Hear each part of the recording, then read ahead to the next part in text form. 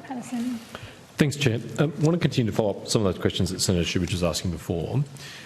Am I to understand from your answers to Senator Shoebridge that it's the AFP's view that no Australian has ever been successfully coerced under Fox Hunt or Skynet to return to China involuntarily? So no Australian?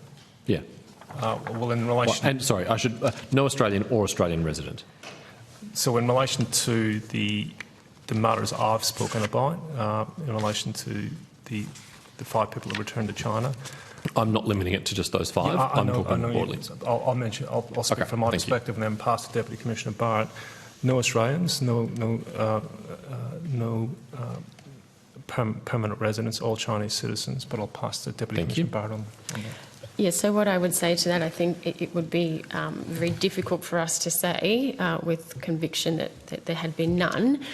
We are aware of media reports in the past. However, again, there is a lot of activity that's underway currently and previously in the task force, and as I said earlier again, there will be people in the community that will be aware that we are very active, but it's just not something that we can go into detail. I'm just seeking to establish, as far as the AFP is aware, you're not aware of any successful attempts under Fox Hunt, Skynet or similar Chinese government programs to successfully coerce an Australian citizen, permanent resident or visitor to return to China? Not that we're aware of. I mean, that seems extraordinary to me. Every other Western democracy has dozens of confirmed cases.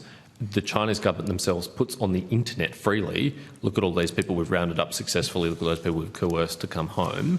Australia would be the only Western democracy in the world which is somehow immune for this, which seems unlikely given we have a significant Chinese-Australian diaspora.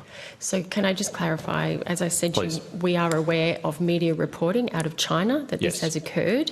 What I can't confirm or talk to in detail is what we know as a task force and what we might have been doing as a task force. I'm not seeking to go into any operational questions at all. I just would like to know whether in the AFP's view, to your state of knowledge, China's ever run one of these successful operations against Australia.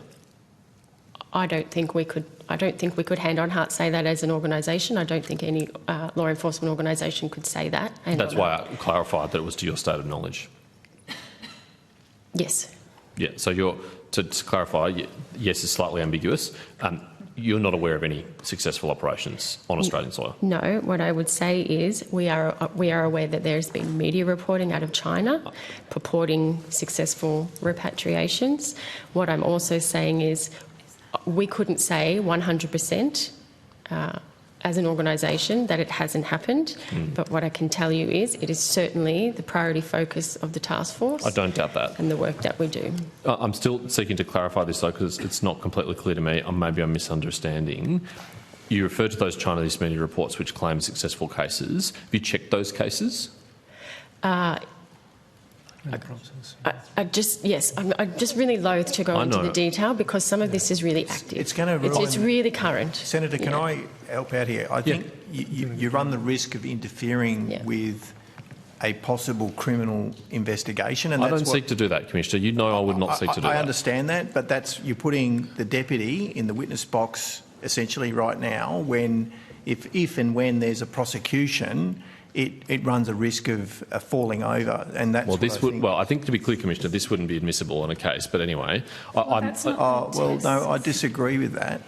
You're saying that proceeds of a Senate committee hearing can be admissible in a criminal court case in Australia? The more information that gets shared, we don't keep it. I've seen this before, where criminal investigations get slightly bumped off track, or something else happens that's outside of law enforcement, and then you get yourself into strife and the investigation falls over. Sure. Commissioner, I'm extremely sensitive to those concerns, extremely sensitive. The last thing I would want to do is to disrupt a successful operation or prosecution. So if you tell me that that is a reason why you can't answer these questions, I will accept that and I will press no further. But I am seeking to understand historically, not any current cases, but historically, because it would be an extraordinary thing if we're the only country in the world that was apparently immune from this. That's what I'm seeking to clarify. Yes, and I think I've confirmed that for you, Senator, that we wouldn't be able to say that it hasn't happened. The other thing I'm very mindful of is that the more we talk about this, You know, we've got people in the community that we're actively engaging with, and I'm very concerned that the more we talk about it, the more you know, we risk that their feeling of safety as well. So I'm mindful of that as well. No, Senator Shoebridge. Senator Shoebridge. Senator Shoebridge, you don't have the call. You're interrupting, and like the Deputy Commissioner's trying to give senators some guidance on how we can ask questions and get information as we're required to through Senate estimates in a way that doesn't impede criminal investigations. So we're going to listen to her when she gives an answer and not interrupt her. And Senator Patterson, you have the call. Thank you. And Deputy Commissioner, I am very cognizant of the issues that you raise, and I understand completely the constraints that you are under. But for your benefit, I don't know who you're engaging with, of course, and I wouldn't seek to speculate about that or confirm that. But many people who feel that they have been targets of operations like these have approached me and asked me to raise these issues in this forum. So I don't think it's fair to say that at least those people that I've spoken to will feel unsafe because I'm raising this. In fact, they've asked me to raise this. So, Senator, what I would say is perhaps that you and we are potentially speaking to some of those same people. Yeah, I'm sure that's the case. Okay, I won't go any further because I appreciate the sensitivity, but I want to move to a slightly adjacent, connected issue. You'd be aware of media reports in the UK about an alleged foreign interference operation run from the Hong Kong Economic and Trade Office in London? Yes, I'm aware, yes. I won't ask you to comment on a foreign criminal investigation, obviously, or your state of knowledge about it, but it has caused some in the Hong Kong Australian diaspora to be anxious about the operations of Hong Kong Economic and Trade offices in Australia. I'm raising it here on their behalf to seek assurances that you are aware of the risks involved and of the changed status in Hong Kong, which effectively means these offices can't be treated any differently than from a Chinese government office in Australia. Yes, and look, what I can say to that is we're very well engaged with our partners in the UK, and we've got you know, an abundance of information in relation to that matter, and in a very timely manner. So we're very aware of the details of that matter, and that's probably the assurance I can give you. Yeah, thank you. Certainly, Hong Kong Australians feel like they are subject to intimidation and coercion and surveillance, including here in Australia. And obviously there have been those prosecutions just this week of pro-democracy activists, including one Australian in Hong Kong. What steps are available to the AFP if you have concerns about any foreign mission or any foreign consulate operating in Australia, operating outside the bounds of Australian law? Sorry, can you state your Speaking generally, not specifically about the Hakitos, but any foreign mission that you have concerns about operating outside the bounds of Australian law, what are the options available to the AFP? Sorry, are you talking about foreign missions here in Australia? Correct. Yes. Correct.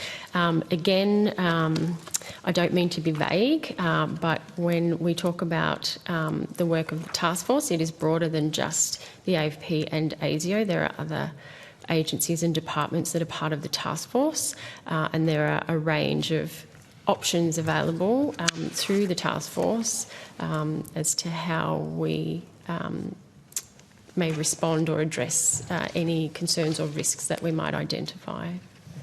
Okay, all right. I will leave it at that. I appreciate your diligence on these issues.